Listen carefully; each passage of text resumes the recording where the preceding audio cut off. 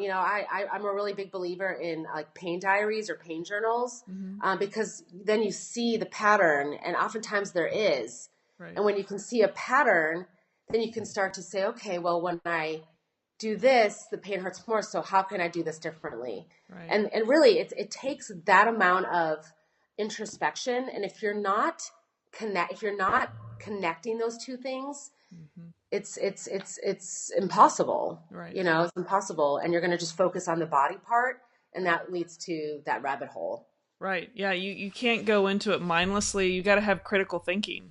Like, Critical thing. even if you're not even in the medical field, you got to be part of that process. Yeah. Otherwise, you won't figure it out.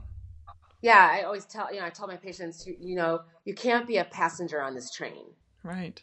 You need to drive the train. Right. This is not something that,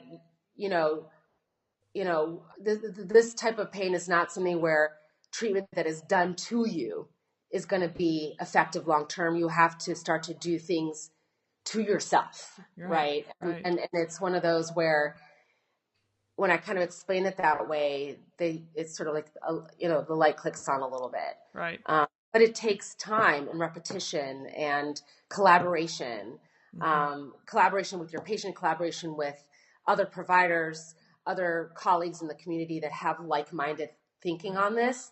To have the vehicle like this, like Pain Out Loud or whatever, to be able to bring this out into the world, I think is where it's at right now. Yeah. Well, you made me think that, I think the vehicle of the body or whatnot is, that patient's bringing to you, but the mind has to be engaged and be the driver and be participating. And then we're like GPS. We're like, we're just giving you some routes options. We're just trying to get you in the right direction. And sometimes we get off, we have to take a detour and come back because, maybe that wasn't quite the right route. And I think there is some truth to that. Absolutely.